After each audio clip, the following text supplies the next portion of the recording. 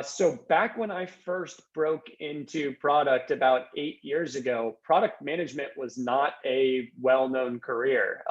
Tech, was just getting popular, right? People were not, really, there weren't, these massive tech companies that there are today. Of course, they were still big. Of course, it still existed, but it wasn't this same kind of fever pitch around tech and around product management that there certainly is today. And so the good news is the career has grown a ton. So people really understand, what product managers are, how they can help companies, which has been great. You don't really have to convince people anymore. But what that means for interviews is, it's going to be more competitive. The interviews are going to get more intense. They're going to be kind of more wide reaching. Maybe they're going to assume you know a lot more about what product management is, even before you've ever had a product job. Which is kind of a crazy thing. And, they're more complex, more types of questions, more types of, kind of scenarios that they expect you to be able to react to, maybe case studies, maybe logic problems. We'll touch on a bunch of those things today, but, in short, with popularity and with the growth of tech, the bar has only gotten higher for product management. But what I'm going to try and do today is I'm not going to go through, 100 specific questions that you're going to get in your PM interviews. Those are helpful to prepare yourself, but I'm going to try and cover a few themes, a few things that you can do ahead of a product interview to really build a story, to position yourself well to answer a lot of different types of questions, not just one or two very specific ones. So there are these kind of key truths that I've seen in interviewing really hundreds of product management candidates over the last 8 years and hiring dozens of them. I've seen some things really stand out and really make certain candidates great hires, and then also certain things that make people who otherwise looked good, maybe in their resume and in their experience, things that disqualify them, that immediately kind of cut them off the list. So it can also help you avoid some of those mistakes that I've certainly seen. And, honestly, I've made a few of them myself too. So that's really what we're going to cover today in this product interview webinar. And, as I did a little bit of research for this webinar, there's a lot of content out there, right? You guys, probably many of the people on this call have Googled similar terms here to the one I have here, product manager interview. I've probably gone through a million of these interview questions or how you get a job at Google type articles, right? And, again, these are one person's experience usually, or just a lot of common questions. I'm going to try and step back a little bit and give you some of the themes that will help you kind of regardless of the questions you get. So that's kind of what we'll cover today. But I know there is a lot of noise out there, and I'm going to help you sort through some of that noise. And so, those questions, right, that I covered, if you memorize all of them and you have great answers and you buy a bunch of books of those questions, you might think you'd be good, right? That would, handle everything that you could possibly encounter. And, I would say just from my experience, again, practicing with those questions is good. But having these like scripted, memorized answers, it comes across very robotic. And knowing what I know from the product management career, the career isn't like that, right? You're not getting very structured questions all the time that you've seen before. A lot of times they're questions that you've never seen before. They're problems you've never seen before, and you have to learn how to work through them, learn how to react to them. So I just want to touch one more time here on these questions. They can be helpful for some things, but memorizing them is not going to get you through a challenging product interview at a top tech company. It definitely stands out when someone is kind of over prepared on the exact questions that maybe someone else got at Google or someone else got at Amazon or someone else got at Netflix, for example. So be careful with over preparing and memorizing those answers. So, we've talked a lot about the backgrounds, talked a lot about, some of the things that stand out to me as, not great ways to prepare. So let's talk about what the right way is to prepare. What are some kind of themes, as I mentioned before, that will put you in a good place wherever you're interviewing, small company, larger tech company, these should hold true across all of those. So the first thing I recommend, and this is, I do this in person when I'm mentoring people and they ask me how they can prepare for an interview. One of the first things I ask them is, tell me about something you've built, right? Tell me about something you've built. And, if you haven't ever had a product role, you might be taken aback by this at first, right? You might be like, well, hey, I'm interviewing for a product role. I haven't had a product role before. So how am I supposed to tell you about something I've built, right? But the thing is, the best product managers that I've hired throughout my career were what I call kind of born builders. They're people who are always building something on the side.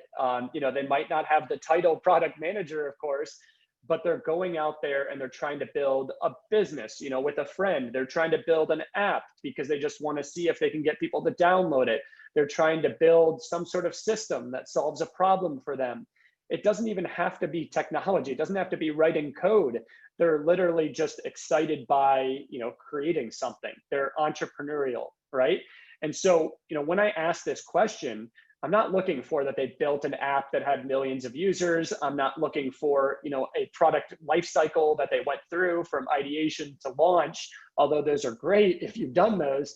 I'm looking for a story about a problem they saw, a story about a way that they tried to figure out solutions to that problem, a story about failures that they had along the way. So that's really such a fundamental part of any product interview you're going to have. And it honestly reveals a lot of information to me as the hiring manager about the way you think, about the way you get passionate about a problem, about the way you test, about the way you even talk with customers or potential users. You can think there's so many things tied up into, this build story that you create. And so, everyone on this call, whether you've had a product position or not, I really encourage you to take some time, right? Take 30 minutes, take an hour, type out your build story. What did you build? What were the steps along the way? What were the problems that came up? How did you bring what you built or an idea of what you built to potential users? Again, even if that's, I talked to 3 people on the street and here's the feedback I got. It doesn't have to be a really polished story. It just needs to be something that shows that you built, that you've learned, that you've refined, that you've released, you've gathered feedback, right? All of those kind of hallmarks of the product management role. So, I can't emphasize this enough. This will come up in every single interview, at every single company you interview with, in some shape or form. And also, once you have this story, you can come back to it for a lot of different questions. So they might not ask you exactly what you've built, but they might ask you, tell me a time about when you got user feedback. Tell me a time when you had an issue. Tell me a time when you had an hypothesis that was wrong or right. You can keep coming back to this story and the different parts of it if you've crafted it well. So literally write this story out. It will be probably the best time you spend getting ready for your product interview. So another thing that I would say is a great way to prepare, and this can come up in that story, and it can definitely be a part of it, is really being ready to answer how you think about building and how you think about trade-offs or prioritization decisions. So, that build story might be what you built. It might be why you built it, right? I built this thing because I had this problem, but how did you actually build it? So what were the mechanisms of like the step-by-step you went through? So for example, you recognized there was that problem, you came up with the idea for a solution. How did you break that solution down into 5 different parts? How did you decide, this part went first, this part went second, this part went third? Did you change that list along the way based on feedback you got? How do you prioritize? How do you actually go about building? And so where with that first question, I'm really looking for that you've just built something, that you identified a problem, that you tried to have a solution and you gathered feedback. With this type of question, I'm looking that you have some sort of approach to refinement, to processing that feedback, to communicating with other people you're working with. You might not have recognized you had stakeholders, but maybe your friend was helping you out, or your parents were using the app, or your friends were using the app, and you had to listen to their feedback. And I'm also looking about the way you build. Like, did you try and get it all perfect and you spent like 8 months on it and then you finally gave it to someone before you got feedback? Or did you like jot it down on a napkin, show some people and get feedback? Did you make a little clickable like prototype for people to click around and you to watch and you to take notes as they went through it? I can learn a lot from the way someone describes the way that they build and the way that they prioritize. And so, again, I might not disqualify someone if they tell me they spent 8 months building something before they actually brought it to a user. But that might not be the most positive thing to hear from a candidate. It might show they're a little too much of a perfectionist and a little too, kind of slow to get that customer feedback.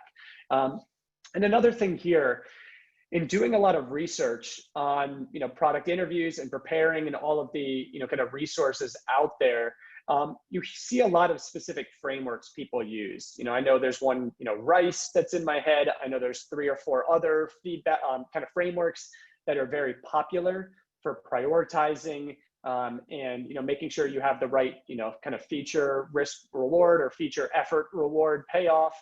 Those are helpful. And, certainly if they're comfortable for you, you can share those. But don't feel like you have to. Don't overthink these types of things. Different companies prefer different frameworks. You might come in with one, they might use another. It's not, the end of the world not having a framework. Just you want to communicate that you have this logical approach, that you're valuing feedback, that you're trying to release early, that you're communicating with anyone who is a stakeholder as you build this thing, and that you're collecting data and trying to improve what you've built. If you can fit those major things in, and you can share a little bit of logic around why you built something before you built something else in your build story, you'll be in great shape. So don't stress, don't feel like there has to be a specific perfect framework that is shared as you kind of think about sharing how you build, how you prioritize. So again, this is the how, and we were covering the what and the why before. So very important to get the build story right, very important to explain how you evolve your product. And then communication. So, I talked a little bit about stakeholders, but I didn't go very deep into that one yet. But this is certainly going to come up in any product interview you have. If you've done some reading on product management, and you're not in the career yet, you've probably seen the emphasis on communication. In many organizations, many of the tech companies I've worked for, and this is a little bit self-centered, but I view product in really the center of the organization, even more so than a CEO of the company. The CEO is off doing other things like raising money for the company, motivating, at a very high level. Product manager is the center of the action, right? They're the one with the development resources who works closely with engineering. They're the one who works closely with marketing when they're releasing products. They're the one who works closely with the support team as bugs are coming up. They're the one who's working closely with a growth team as they're trying to, get more user signups or purchases. They're the one really working with every team in the organization. And honestly, it's hard to think of a week that I have at any of my jobs where I don't at least talk with all of those groups once or twice. And so with that, in thinking about the product interview, one of the things I often ask as a hiring manager is I have them walk me through how they've shared the same information with different groups. And often I say in different ways. So like, tell me about, some information that you had to share with different groups of people, and tell me how you did that and how you shared that information, maybe the same way, what information maybe you changed. And why this is really important is because I found through my career, if I'm sharing some information about, let's say a new feature release, if I'm sharing it with the engineering team, maybe a new feature that we're building, let's say that's maybe a better example, a new feature we're building, I'm going to share that so much differently with the engineering team, right? We're going to explore different trade-offs from technology perspective. We're going to talk about, the acceptance criteria that are needed for this ticket. We're going to talk about a lot of very technical details, right? If I went to my marketing team or my CEO and talked in that same way and communicated in that same way with them, they would maybe, number one, not understand me.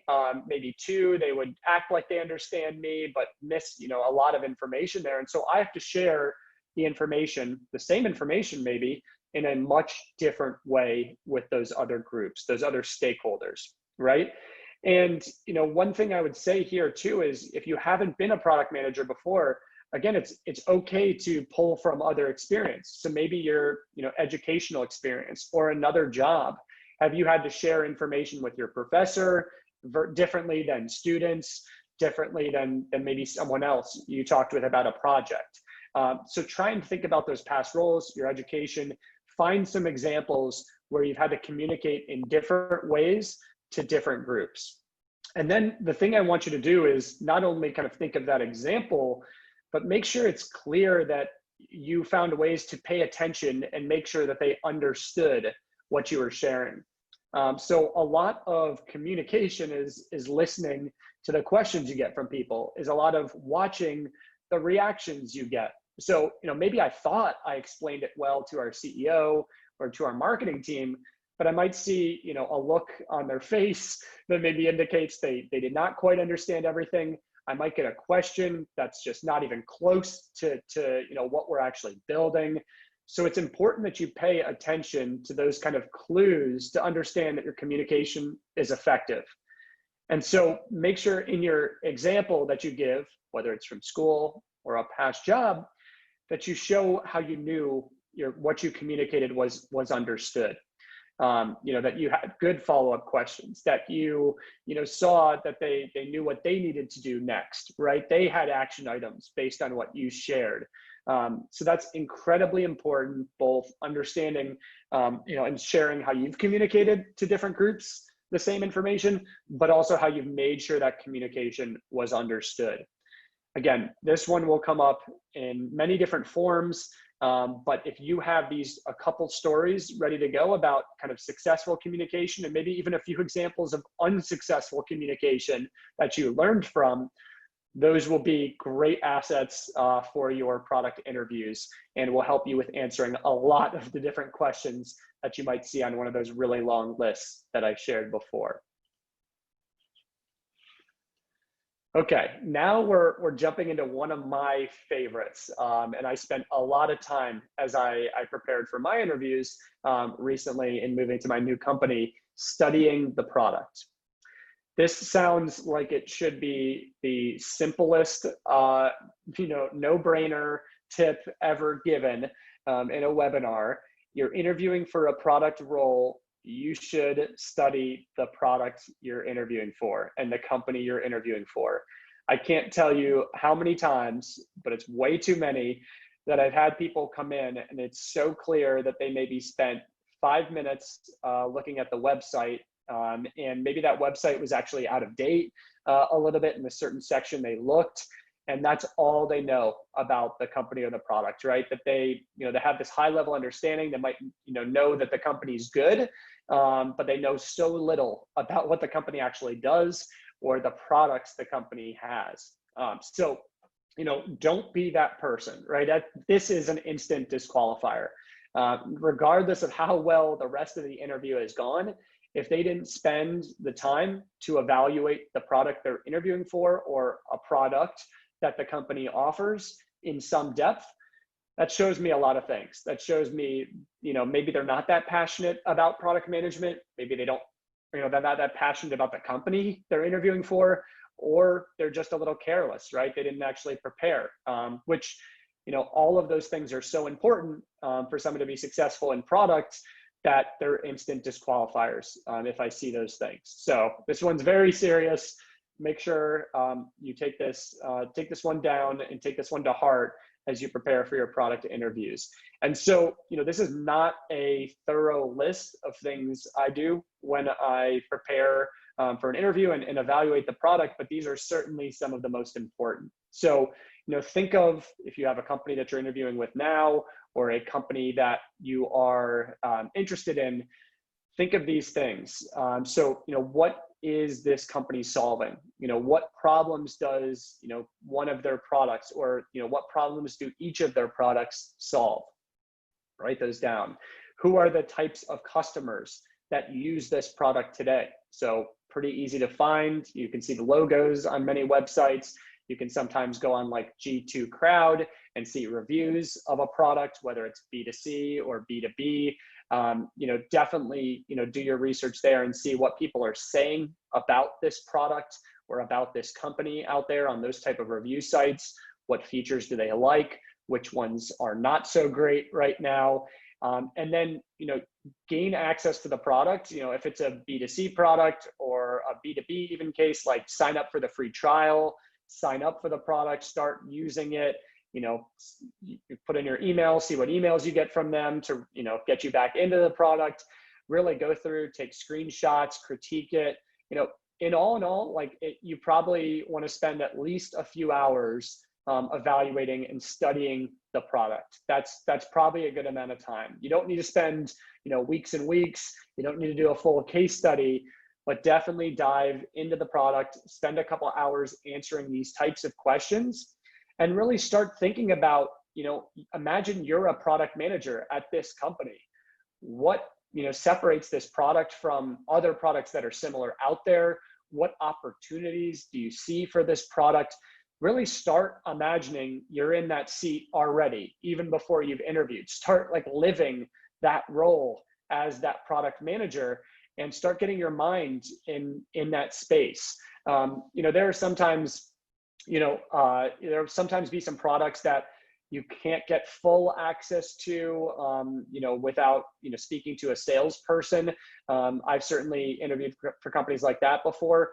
My recommendation then would be talk with the salesperson, submit a request for a demo, right? And act like you're a customer. It's probably still a great way to prepare. Have them walk you through that demo, take notes, ask questions, ask about competitors in that demo. I've done these things before. And honestly, word will get, and you can even share this in your demo. Hey, thanks for walking me through that. I'm actually interviewing for a position. Word will make it from that person you did a demo with, that salesperson, to the hiring manager. And that's happened to me before as a manager. I've seen, I've heard from our sales team, hey, Steve, who's interviewing with you tomorrow, did a demo with me, asked some really great questions. And I just want to let you know, he did a demo, and it was interesting talking with him.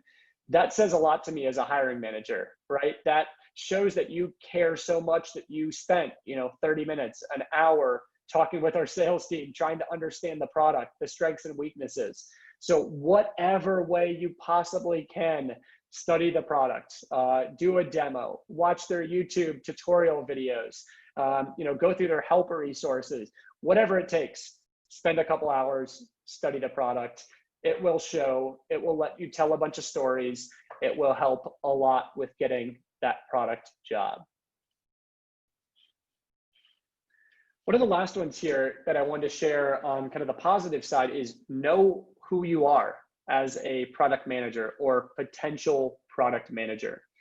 And what I mean here, and I've written about this a lot in the past, there's a blog post I wrote called The 5 Types of Product Managers that you can check out, is just really being aware of what you're good at and what you're maybe not so good at. So, if you have a computer science background or a development background, be confident in that, right? That is a great strength.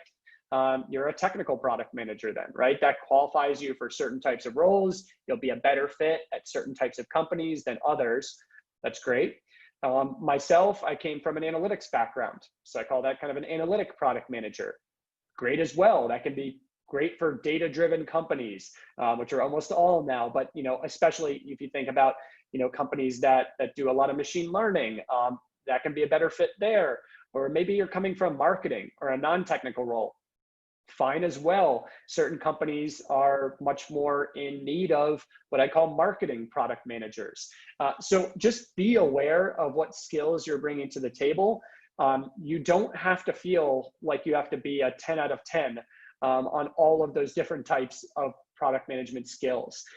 Just really be aware of the skills and weaknesses. And as you look at the companies that you think you're a fit for or that you're interested in, try and learn about the product managers they've hired. So just go on LinkedIn, for example, look at the backgrounds of the people on the product team, see, were they computer science, were they analytics, were they marketing, were they, people who had founded startups before. Just learn about what the current composition of the product team is. And then, be ready when you get that question. And, you can get this in many different ways. What would you need to work on if you got hired in this role? What are your weaknesses? A million different ways they can ask that. Be confident in sharing, where your strengths are, but also those weaknesses, the things that you need to improve on, the things that, maybe are outside of your skill set as a product manager.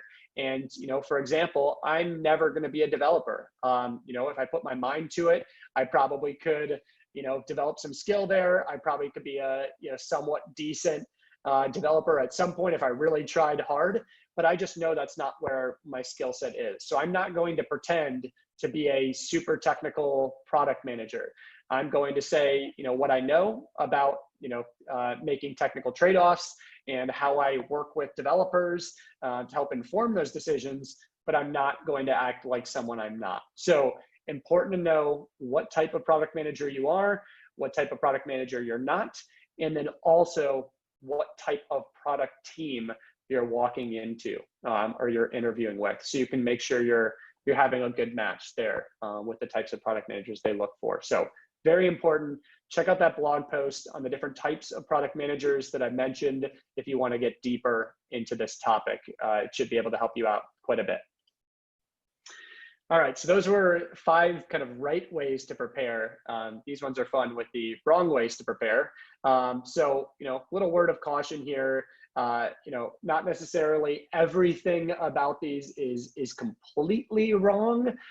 So don't assume just because I say it's the wrong way to prepare that you should never do any of these things, but just take them, take a little bit of caution here as you evaluate, spending a lot of time on these things. And I'll kind of touch on each reason why as we go through here. So first one is memorizing definitions.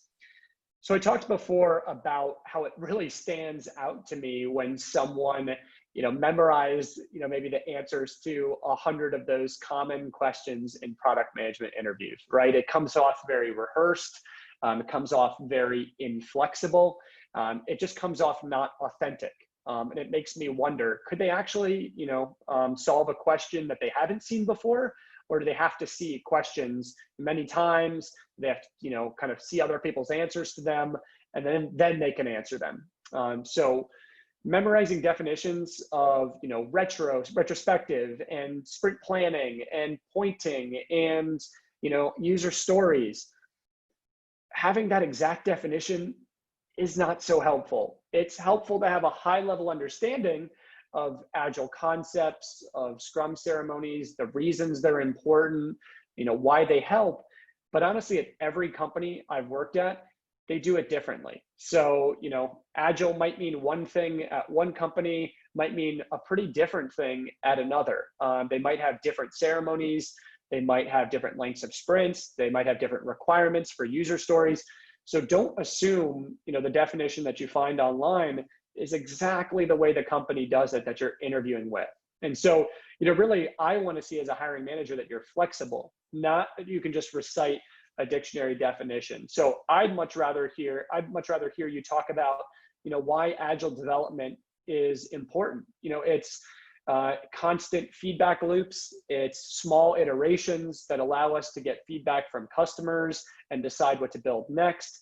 It lets us release quickly. It lets us set short-term goals that we can track, right? Those types of things are much more helpful than someone giving me the textbook definition of agile development. And so aim for that and avoid memorizing these definitions if you can. It's just, this career is too dynamic and too fast changing that, these definitions and really, any definitions in the product space can't, be learned from a book and memorized and just regurgitated. That's not going to stand out well for you in an interview.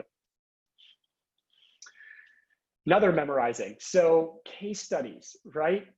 I've certainly seen a lot of case studies in both my product days and my product career, as well as when I did my MBA. Case studies are a common way of learning. You can get a lot from case studies, right? You can learn a lot about the behind the scenes that goes into decisions that companies had to make.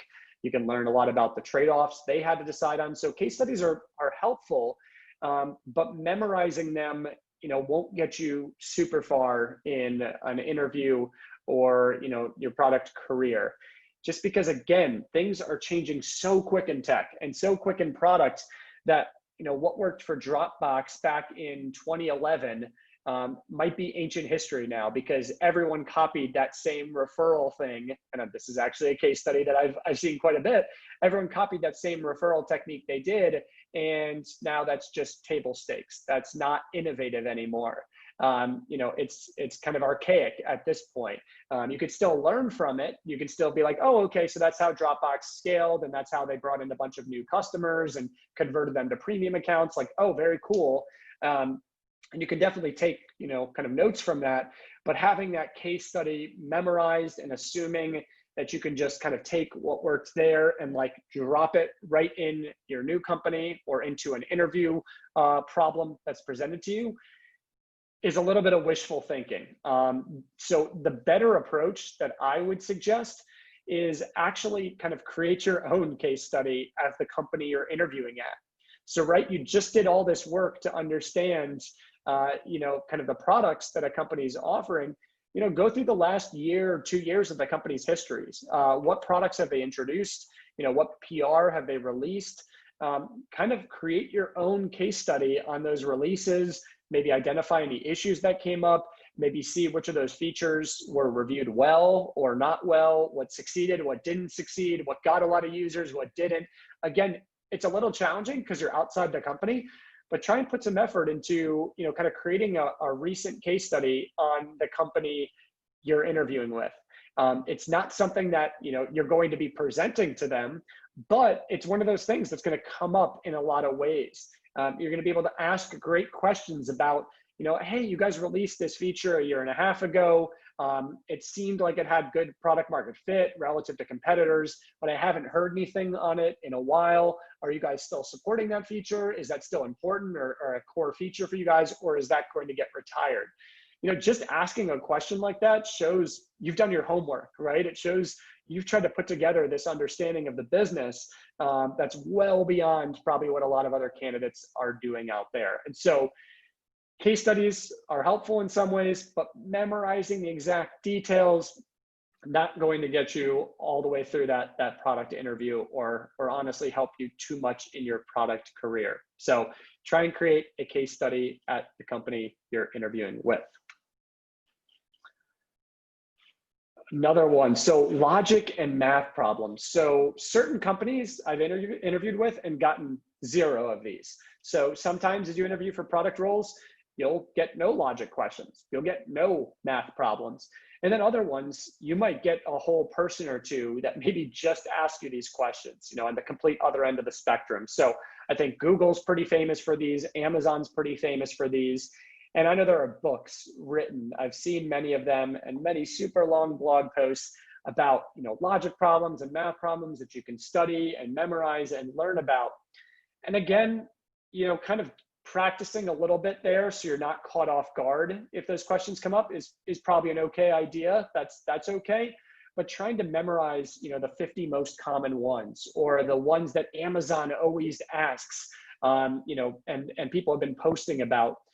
Again, even if you memorize that one that Amazon always asks and Amazon asks you that question, I can see that you've memorized that question. Like, you're not going to be able to hide it from me, that you know exactly the question I've asked, you know exactly the way to solve it, which is not what I'm looking for as a hiring manager or as an interviewer. What I'm looking for is that you have, again, that rational approach to a problem. You want to solve it, step by step. You can talk out loud. about the way you're thinking. So you can let me see inside of your brain, right? You ask good questions. After I've asked that problem, you might ask a few clarifying questions, right? You might not just jump right into it and start solving. So it shows me, just in the way I've described, that you think about problems, you ask questions, you approach them step by step, you think about them rationally.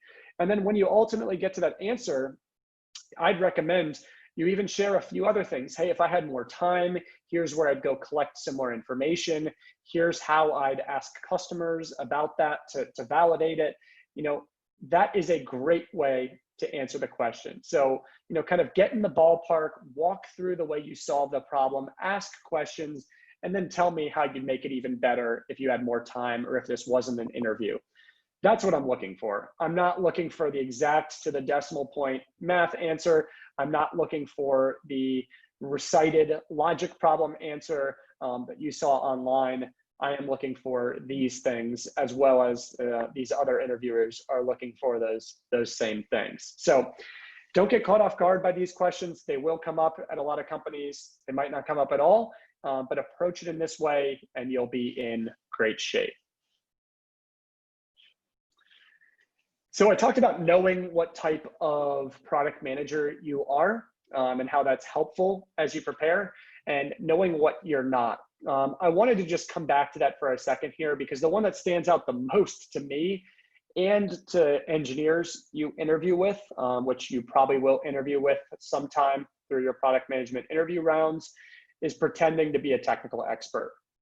Everyone wants to be confident, as a product manager and act like they know everything, right? But the place that's really gonna show is pretending to be a technical expert. So unless you were a developer before and you really know exactly what you're talking about, don't pretend to know every single piece of the tech stack of the company you're interviewing with. Honestly, even if you know a lot about technology, even if you are a developer, don't assume you know everything about the company's tech stack, right? You're an outsider still. You don't know what you don't know. So be a little humble. And as a product manager, the way I've approached this as a non-technical product manager, or a somewhat technical product manager, if you want to put me in like an in-between category, it's much more important that I see that the person who is interviewing understands that there are technical trade-offs when you're building a product. Meaning, there might be 3 different options. One is the quick and dirty way. We're going to build this thing in 2 weeks. It's going to have these shortcomings, and it's going to have this technical debt. It's going to have these potential bugs. Or on the other end of the spectrum, we can build it in 2 to 3 months. It's going to be much more stable. It's going to be much more scalable. It's going to be more bug-free, maybe some bugs still, but not as many. But I understand that there's usually a few different options with development.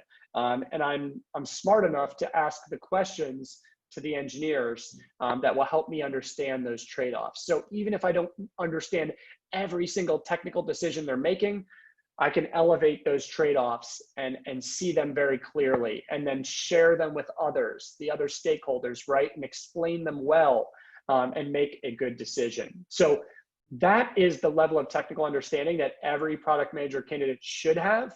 And it's important that you can articulate that in an interview, that you're looking for those trade-offs, that you understand maintenance concerns, that you understand tech debt, that you understand bugs, that you have that base level of understanding of those things.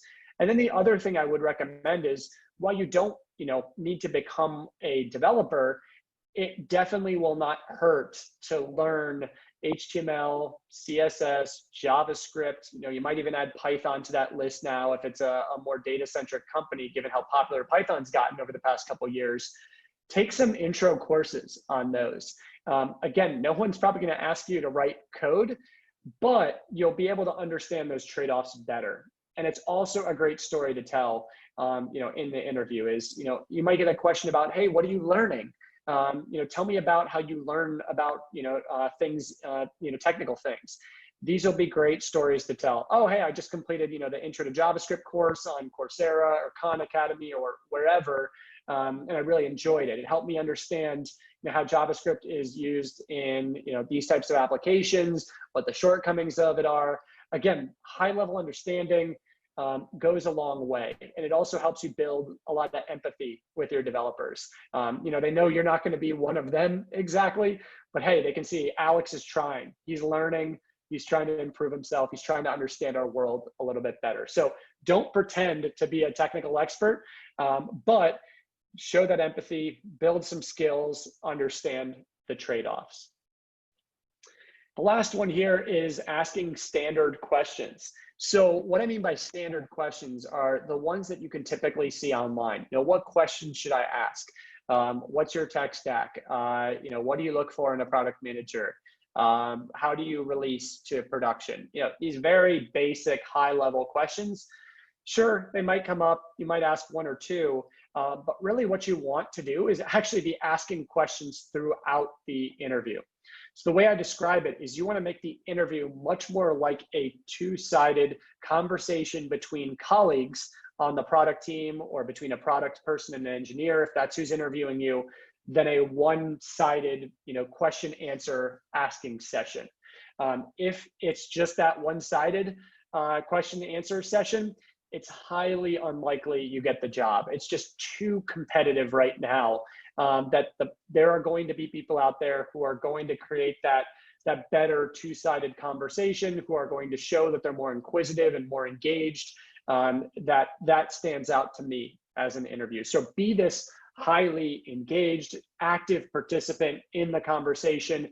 It shows your interest. It shows you're thinking on your feet. It shows a lot. And so don't save your questions for the end. Ask them contextually. Ask them during the interview. Of course, don't be rude. Don't ask too many questions. But those things, are not as big of concerns as, waiting until the end to ask your questions. I mean, if I make it to the end of an interview and I haven't gotten one question from a candidate, chances are they're probably not getting the job. It just, something's not clicking then, in the interview. And so don't ask those standard questions, ask them contextually, show your engagement throughout the interview. Wanted to give you a couple bonus how to stand out. So we talked about, the ways, you should prepare, some things you should avoid or not spend as much time on in preparing. I wanted to end with a few bonuses on how to stand out from the crowd. And so one that I've written on a lot, again, there's a blog post that I've written on this called kind of the one thing I look for in every product manager I interview, is someone who highlights the things that they've done outside of their day-to-day career or outside of their formal education. So again, that build story I talked about before, this is going a level deeper, right? This is like a side hustle, a business that they've started up on the side, something that they've rallied a group of friends to build, to, kind of try and make money or help people through whatever it is. That side hustle tells so many good stories and can help answer so many questions. And when I hear a candidate mention those things, a light bulb goes on, and I can see also their passion for it. Usually so many things kind of come across when I hear about a side project or a side hustle that someone is working on. Another one where people stand out, and I've touched on this a few times, especially when I mentioned the case study on the company you're interviewing with, is kind of developing and testing hypotheses as the person who's interviewing with the interviewer. So, asking questions like, hey, again, my example, I saw you launch this feature a year ago. I thought it had good product market fit in this way. I had the hypothesis that it would grow into this market. Is that where you guys are thinking about it's going, or are you thinking something else? So even if those hypotheses are wrong, it shows me that you've tried to think about where the future of this company is, where the future of the products are. And honestly, you as the person interviewing have a great perspective. You're not in the company right now. You might see things clearer than the person who is interviewing you, who spent 5 years at the company. You have these like outsider eyes, as I call it, that are super valuable. So, don't be nervous that the hypothesis might be wrong. It might be a great one. It might be something they haven't heard before. So those two things will help you stand out dramatically from the crowd out there. So I've been seeing a couple questions coming in, so I'll get to those in a second. But I hope all of kind of the tips I've given today definitely have helped prepare you for either your first product job or your next product job. And again, please chat in any questions as I kind of wrap up here that I can answer in a second. If you enjoyed this content, I mentioned a few blog posts I've written that are definitely touched on in the slides I shared, but check out the Modern Product Manager. I also write a lot on Medium about product topics. And then I also have a bunch of YouTube videos if you prefer videos, to kind of watch those and learn a lot about product management. So a ton of free content out there. I do also have a couple paid courses for both people trying to start as a product manager for the first time and people trying to improve themselves as a product manager. And so if you're interested in those, there's a code here, webinar 30, that you can use for 30% off. So check out the free resources for sure. And if you like those, definitely check out the course. There's a lot of video content in there as well. There's quizzes. There's a lot that can help you kind of further prepare yourself for product or improve your product skills.